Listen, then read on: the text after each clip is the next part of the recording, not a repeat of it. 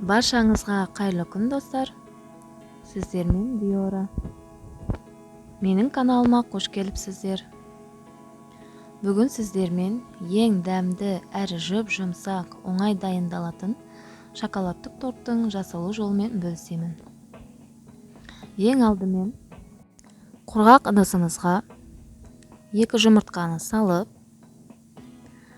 одан кейін 200 грамм қантымызды салып, миксердің көмегімен жақсылап араластырамыз.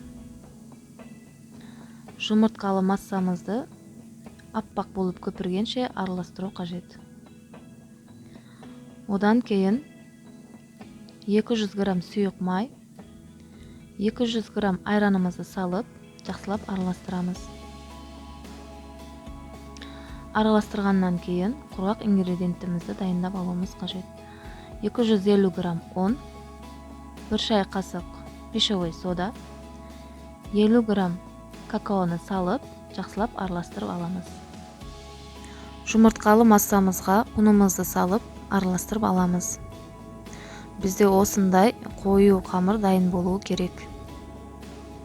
Одан кейін осындай формамызға дайын болған қамырымызды салып, жақсылап тегістеп, 180 градуста қызып тұрған духовкамызға салып пісіріп аламыз. Шамамен 30 минутта піседі. Осындай ағаш таяқтың көмегімен тексеріп аламыз. Піскен қамырымызды формадан босатып, суытып алуымыз қажет.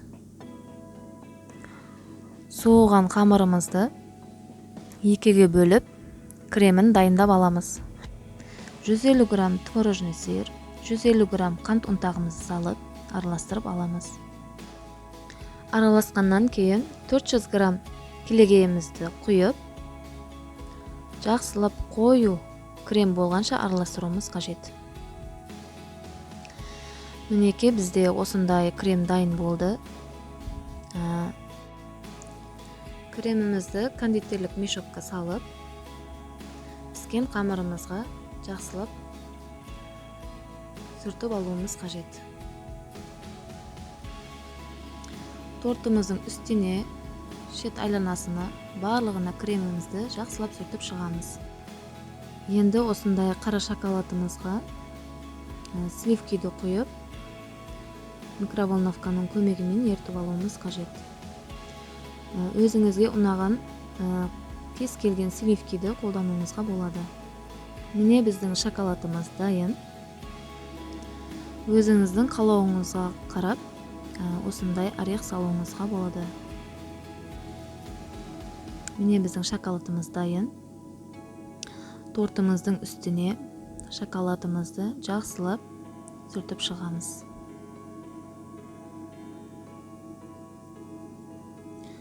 Шоколадымыз осындай қою болу керек, ағып кетпеу үшін. Міне біздің тортымыз дайын болды. Енді тортымызды 2 сағатқа мұздатқышқа жібереміз. Мінеке біздің дәмді әрі жұп-жұмсақ тортымыз дайын. Міндетті түрде жақындарыңызға жасап беріңіз. Оларға ұнайтынына сенімдімін.